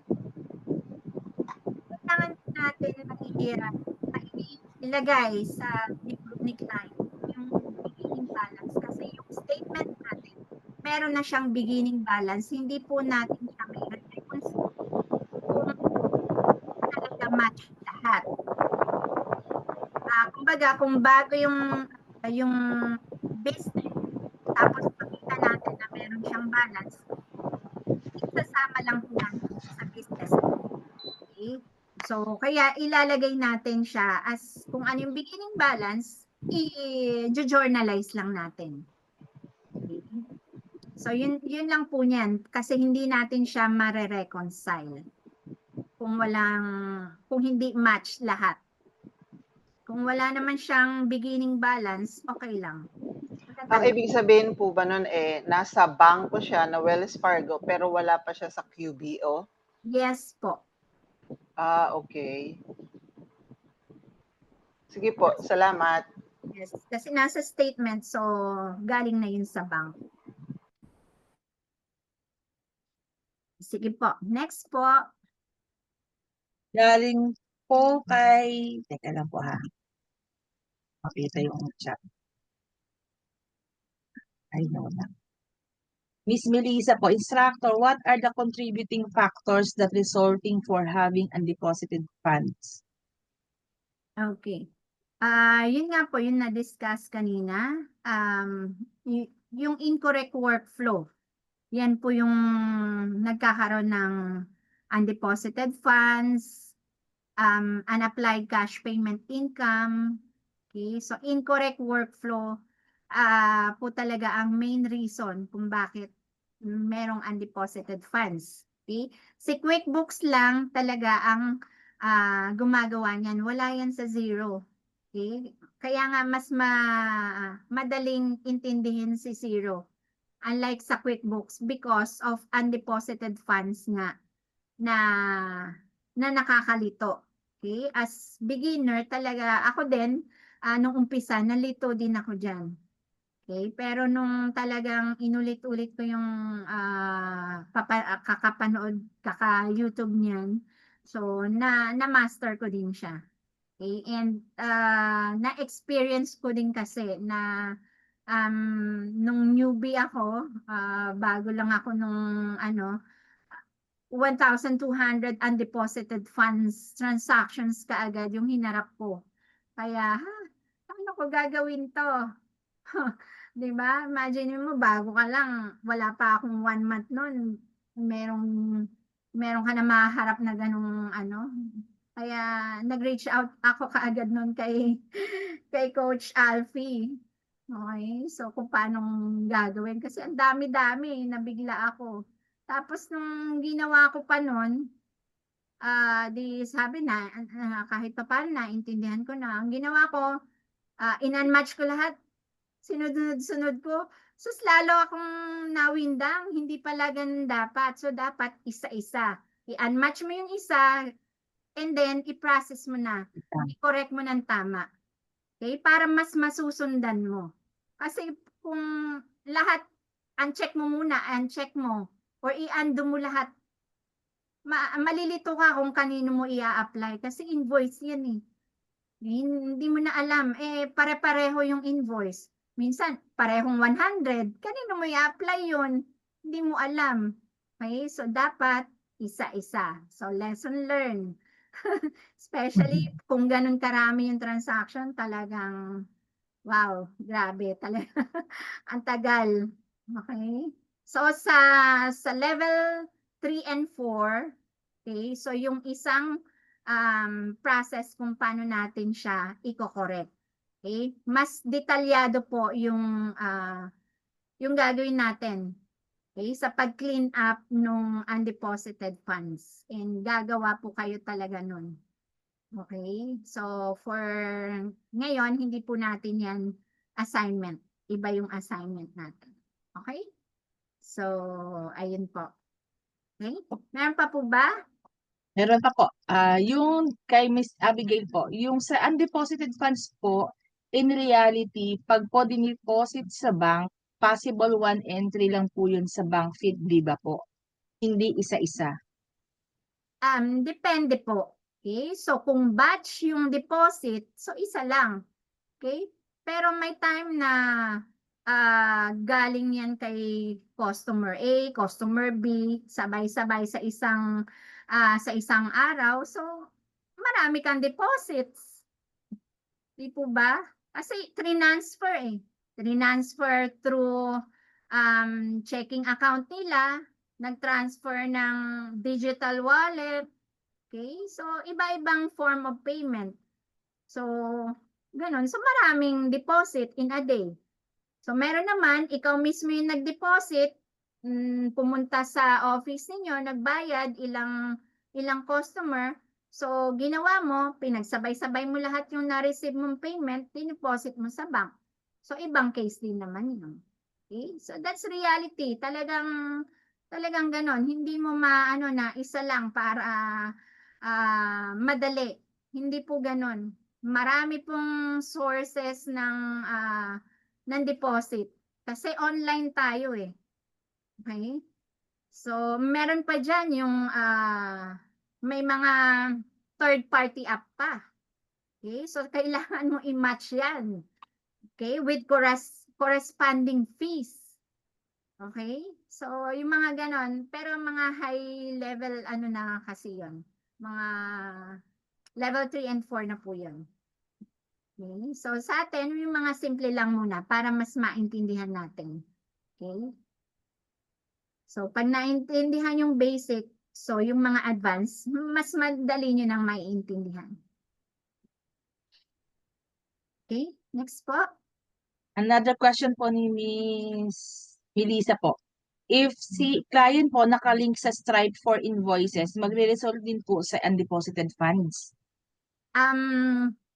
Kapag ka proper yung mapping niya, hindi na po. Kasi matik na yun eh. Okay? So, kadalasan, pagka may third party app, kung hindi siya invoice, nakamap sa sales receipt. Okay? So, hindi na siya magiging ganon. Pagka mali lang yung application mo mismo ng pagkaka-apply nung matching galing sa deposit versus doon sa invoice or sa sales receipt, doon magkakaproblema. Okay? So, more or less, yun yung batuhan ng third party app papuntang QuickBooks. Kailangan i-map niya ng tama kung saan siya dapat i-categorize. Okay? So, yun po. Another question po. Galing po kay Miss LT. Ano daw ang ilalagay sa pay dun sa mobile transfer? Deposit kasi wala or unknown daw ang pay. Dun sa mobile transfer po, instructor. Ano ba yung mobile transfer? Wala po siyang pay dun eh. Sa expense po ba yon? Or receive payment po ata yon? May corresponding customer po ata yon? So, gagawan niyo po siya ng invoice and then ima-match niyo yun dun sa Kung wala pong nakalagay instructor na pangalan. Opo, based sa mga checks natin, tama ba? Instructor Mga check? Annalyn, si Grace po ito, na-encounter ko din po yon, yung sinasabi ni LT. Wala pong name. So, okay lang po ba naglagay na lang po ako ng additional na customer? Yes po. Oo. Okay lang po yun. Basta ang point doon, gawa kayo ng invoice. Kung receive payment siya, Opo. gawa niyo ng invoice. Opo. Okay? So, Thank just follow lang po yung yung amount Opo. na ini-specify natin, 'di ba? Kung 500 Yes. and below, sales receipt, ganyan. Okay? So, Opo. kung 1,000 and above, okay, invoice, 'yun. Okay lang po 'yun na mag-add kayo ng another customer name. Okay. Thank you. Okay. Kay Sir Elmer po, sa zero po, AU as zero, may 10% GST sales tax. Sa QBN naman po, at in actual practice, may sales tax na po ba agad as we record transactions? Depende po sa client kung meron tax, okay? So meron naman 'yan na ini-able nila yung sales tax para nako-compute automatic ni QuickBooks yung sales tax. Okay? Pero meron yung iba naman na manual nila ginagawa yung sales tax, especially kapag let's say yung sa restaurant. Kapag ang industry ng client mo is restaurant, manual po yan ginagawa. Kasi using yung mga ibang platform na yung third party app, yung payment app, sila na yung nagko-compute ng sales tax. So all you have to do is to record. So hindi mo na kailangan ilagay i-able yung sales tax feature ni QuickBooks. Okay? So meron naman yung iba talagang ini-able yon para pati yung filing ng sales tax through QuickBooks na rin gagawin. Okay? So depende sa client mo kung may mga sales tax yung kanyang services or yung kanyang products. So ayun po, depende. Hindi kasi automatic na may sales tax kaagad. Unlike sa AU, talagang may GST yan. Yan. Sige po, meron pa? Ayun po. Sabi po ni Miss Ludina, ano daw po ba ang cost? Bakit may unapplied cash bill payment expense account? Ayun po, yung katulad nga kanina, incorrect workflow po ang dahilan. Okay? So, incorrect pagka hindi talaga nagkasunod-sunod yung process, kailangan kasi step 1, step 2, step 3. Hindi pwedeng pagbali-baliktarin mo yung steps na yon. Okay? So, correct workflow. Kapag may nakita kayong ganon, nasa isip natin kaagad, incorrect workflow ang nangyari. Okay? So, that's the time na investigate mo kung ano nangyari. Okay? Thank you, instructor. Pero nakita ko na dito kasi sa report ko, mayroong unapplied pero zero. Curious lang ako kung bakit naging zero din. Kaya nga pala, ang given invoice na sa assignment namin, bill pala is, ang date niya January 23. Tapos, ang check-in niya is January 21. So, hindi pala nakatugma yung given. But nevertheless, zero siya. Kasi within the month, tama ba ako instructor? Within the month, nabayaran siya. Yes po. Okay. Thank you po. Siya kasi within the month. Pero kung nagkataon na lumipat yan ng ibang buwan, May matirang balance dyan. Okay, okay. Sige, thank you, instructor. You're welcome. Last po, instructor. Sabi po ni Miss Mean, Ma'am, pasample po ng assignment namin for auto loan, pati sa computation ng depreciation. Ayun. Okay. So, 3:25 na. Okay, may assignment tao. Wait lang. Share ako. Asa na ba yung aking Excel? Ito na lang. Okay. So, dito. Okay. Asa na ba yung share button nito? Ay, isa po pala. Yan. Ito po. Okay, ito po. Okay. So, ito po. Tingnan natin. Okay. So, ito yung statement, amortization schedule, okay, na hihingin mo every month yan.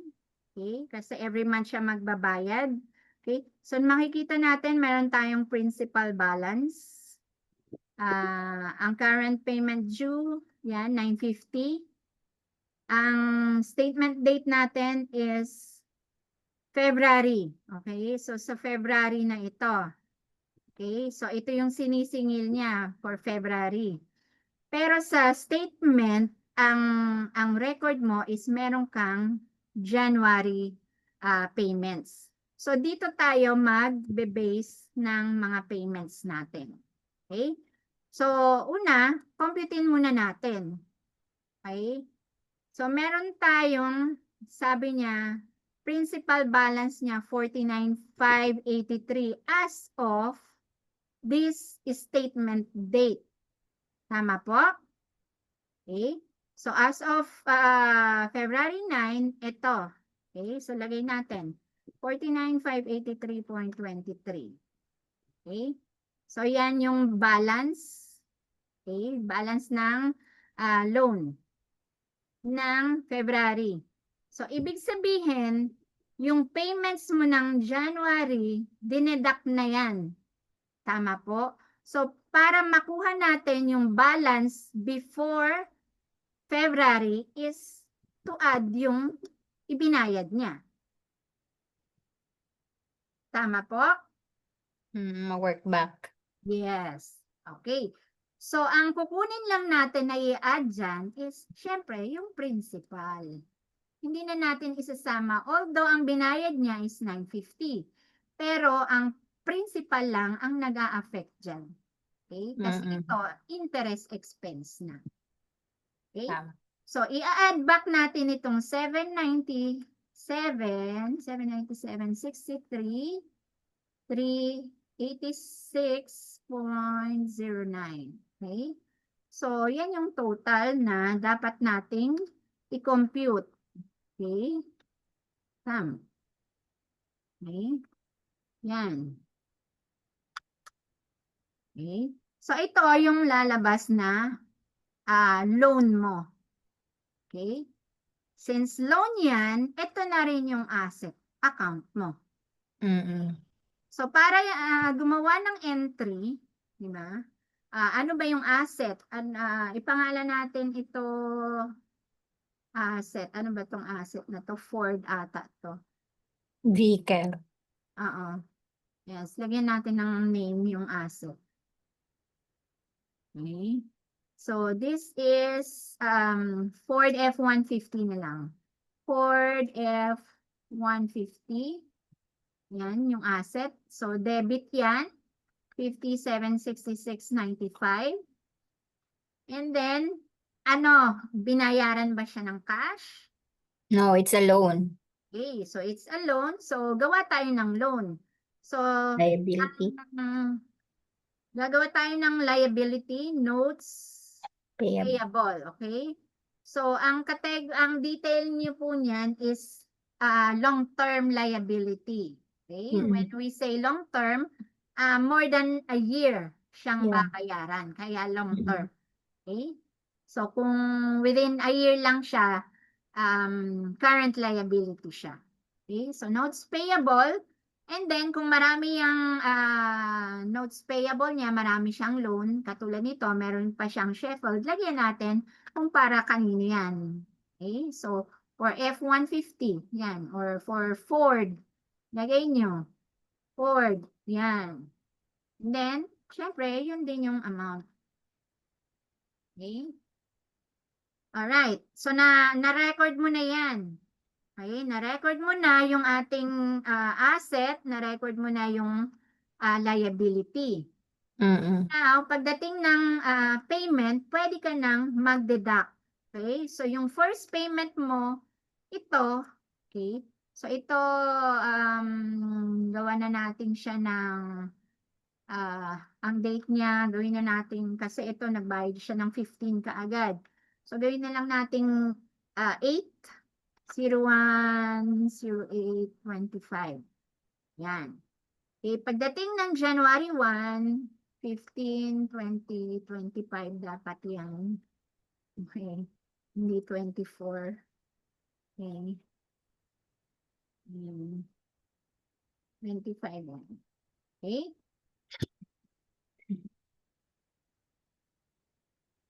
Okay, ayan. So, ang entry natin, kuya, ginawa ko na Notes kaagad payable. Ang daya nyo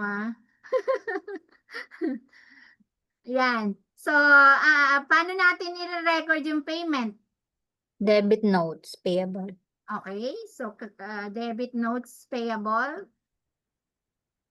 Okay, so 797. magkano po? 797.63. Ayan. Okay, next. Bank account. Ano po? Bank account. Bank account. Interest Capital one. expense. Interest Interest expense. expense. 152. Meron pa pala interest. Okay. So, interest expense. 1.5. Then, ito. Capital 1. Fargo. Okay, so yung bank account natin. So, si Mm-mm. Wells Fargo. Okay, para ma-deduct doon sa bank. So, yung total nila, 950.34. Okay? So, kailangan balanse si debit and credit. Okay? Yan, 950.34, 950.34. And then, at the end of the month, okay, so, let's say, 30 pa lang, nag-depreciate ka na. Okay? So, gawa ka na ng depreciation. So, ano bang entry natin sa depreciation? Depreciation expense. Okay? Depreciation expense. Okay? Accumulated depreciation. Okay, accumulated. Okay, accumulated depreciation. Paano po natin yan kukomputin? 5766.95 divide 60. Ayan. Okay. So, divide by 60. Okay, so yan po yung ating depreciation. Okay, isang depreciation lang naman para sa January yung gagawin natin. No po? So, same thing with Sheffield. Okay? So, ganun po siya. Okay? So, sana na nakuha po. And, TL, TA, okay na po? Yes, gets na gets, instructor. And, alright. Thank you. Yes po. Ay. Ayun. Ayun. Tapos na po pala tayo. Kaya po, for tigay, mas marami tayo. Pwede pong mag-picture po tayo ulit. Mas marami po ngayon kaysa kanina. Picture po tayo ulit. Mas marami po kasi ngayon kaysa kanina. Ayun po. I-ready ko lang po sandali. Sige po, on cam na po lahat para po sa ating picture taking. On cam po uli. Mas marami po kasi ngayon kaysa kanina. Siguro akala, nilipat po kasi namin ang attendance picture kasi po marami pong nawawala na pag malapit ng matapos. So, ginawa po namin, nilipat po namin sa unahan dahil mas marami po lagi ang unahan. Ngayon po, baliktad po yata. Sige po, picture po. Na-late ng in. Yeah, okay lang po. Sige po. Smile po. 1, 2, 3, smile. Isa pa po, dalawa pong window po kasi tayo. Copy ko lang po muna. Baka mawala po eh. Next window po. Smile po.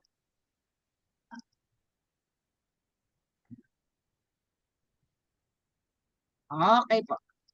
Ayan po. At dyan po nagtatapos ang ating session for today. Ay, remind ko lang po. Sa Saturday po ay may klase po tayo. Okay po ba sa inyo yung 7 PM na announcement po namin? Yes, agree with me. Sige nga po, pa-type 3 po. Lahat po nang nag-okay para po makita po namin kung okay po sa inyo ang 7 PM sa Saturday. TA Maricel, may question po Yes ako. po. Yes. Kasi iba po meron po tayong existing 3-day training po with Coach Shari. Hindi po ba siya magko-conflict po kasi siya parehas pong 7 PM ang start. Mm. Um, Ang alam ko po kasi yun po yung sa batch 16. Pang batch 16 po 16 po. yun. Opo, pang batch 16 po iyon. Alam ko Ayun. po. Sali si Jen 16. ata. Hindi. Kina-clarify ko lang. TA Maricel, hindi, in-invite kami ni Coach Shari eh. Yes, it same goes with me. May email na receive from Yeah, Coach. so Opo, ako rin po, mostly, nakatanggap po. Ako yeah, rin po. mostly kasama Parang kami. generic po. Yeah, Generic mostly. Naka-generic po kasi. Send to Naka-generic Melita po lang. yun. Opo. Kaya po ganon. Pinakamasipag Ano yung po batch kung gusto niyo 15. po, kung gusto Ate niyo si po Jen eh. umattend, pwede naman po uli. Pakasingit lang po. Yung binanggit na divided by 60 kanina, ano yun, 60 weeks, 60 months? 60 months, 12 5 months per years. year. 5-year depreciation period. Sorry Bakit Tama, weekly tama. ang payment, tapos depreciation monthly? No, the payment should be monthly. Ang depreciation niya is monthly. Kaya given ba siya sa statement? It- Pero gano'n na ah, siya. Sa detail siguro 'yun. Normally, ang mga sasakyan na binabayaran is by monthly 'yun. It's a monthly. So the depreciation should be monthly too. Standard naman yung depreciation schedule. Nag-inform po si instructor kanina na 5 years. 5 years times 12 months. Yeah, 60 months. Yeah, monthly. Okay. Got it. Thank you. Yeah. It is normal, especially sa mga transpo. Kasi ang transpo naman, after 5 years, ang book value niyan is technically 0. Tama. Pero pwede pa siyang ibenta as other source of income if you are operating. If you are operating continuously. Kaya yan yung sketchbooks ng mga yung mga rent a car. Kaya yung mga rent a car every 5 years bumibili sila ng bago. Yan yung ginamit ni Luis Manzano as a playbook. Marami siyang taxi, ganyan ang strategy nila. Ngayon, may bago na naman yung yung di baterya ang sasakyan. Kaya green energy. It's the same. Sabado? Let's Okay na go. po ba? 7 PM, Sabado po. Paano Good. yung Dami naman pong nag-3. Bakit po may 1? Miss Eliza, bakit po kayo 1? So, ayan, okay na po. Clear po tayo sa Sabado po, 7 last day ng PM. QBO yun. Opo, last day na po natin yun. Kaya po, Let's day. Di bale, 2 laptop na lang buksan namin. Isa para sa QBO, isa para sa Sana all Sir Corpus. regarding po sa level 3 and 4, wait lang po ng instruction. Pero nasa sa inyo po kung gusto niyo pong register sa level 3 and 4. Pero ako po, I suggest po na register po kayo kasi ito pong dinidiscuss po natin, basic pa lang po. Nandun po sa level 3 and 4. Yun talaga pong katotohanan ng kaganapan ng bookkeeping sa QBO. TA, may Kaya po. may additional payment or registration? Wala na po. Kasama po yan sa payment Libre yun. na I binayaran. think Joey Bayaman. May graduation po ba tayo? Miss Joby, how to be you po. Bayaman. May client Yes na po, may siguro to, graduation po. marami na. Kaya po, may graduation po. Yung Kaya po about the link, yung mga Sa records. Discord din ba? Pa. Yung link doon sa level 3 and 4 doon din sa Discord. Opo, i-send din po yun. Kaya po kailangan, lang po, antabay lang po sa ating announcements sa ating Discord. And yun pong ating mga assignment and quizzes, nila lang po. Magsisend po ako sa inyo ng Google Form, Google Sheet, and then doon nyo po i-record para po hindi na po ako mahirapang mag-gather. So, unti-untiin ko na po kayong mag-record doon. Isisend ko na po siguro within the week po. Within this data na lang po. Bago po mag-Saturday, isisend ko po sa inyo yung link para doon nyo po i-record yung assignment at record at quizzes po. Yun po. May question pa po ba? Okay na po? Overtime na lang po tayo. 3:40. Okay na ba? Wala na pong question? Pwede Mr. bang Chair, humabol yung ng sa isang ano tanong? natin, yung sa assignment end result lang yun. Kung Pa? ano yung magiging end result na lang yun, yung scoring nun. Apo. Kayo pong bahalang mag-score sa sarili niya. Bibigyan na lang po namin kayo ng specific na score and then kayo po yung mag-i-scoring. Kung gusto niyo po ng perfect, why not? Kung nag-match siya dun sa parang end result na ibibigay niyo po. Yes po. Or nag-zero siya dun sa reconciliation, ng mga ganon. Yes po, yes po.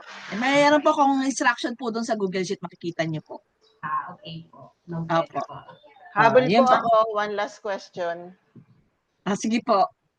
Hindi ko lang alam kung may explanation dito, pero napansin ko na pag gumawa ka ng sales invoice, receive payment, and then match, makakakita ka ng 3 transactions. Yung 3 transactions na yun, exactly sales invoice, receive payment, and then match. Pagdating naman sa bills, the same procedure, you make the bills payment, match, yun na naiiba. 2 lang ang transactions makikita. May explanation po ba doon? Okay, so good catch. Actually, yun lang kasi yung tawag nito. Yun lang yung function ng bills. So mapapansin natin yung kanina wala akong sinabi na meron tayong makikitang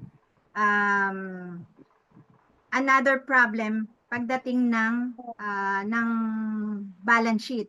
Unlike sa invoice, meron siyang nagiging effect na problem sa balance sheet and then sa P&L.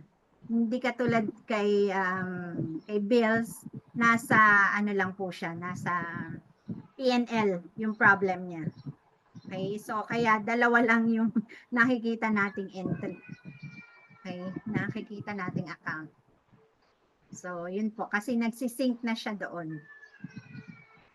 Yun po yun. Okay, thank you. Sige po. Tayo po ay magpapaalam na. God bless po. See you po on Saturday, 7 p.m. po.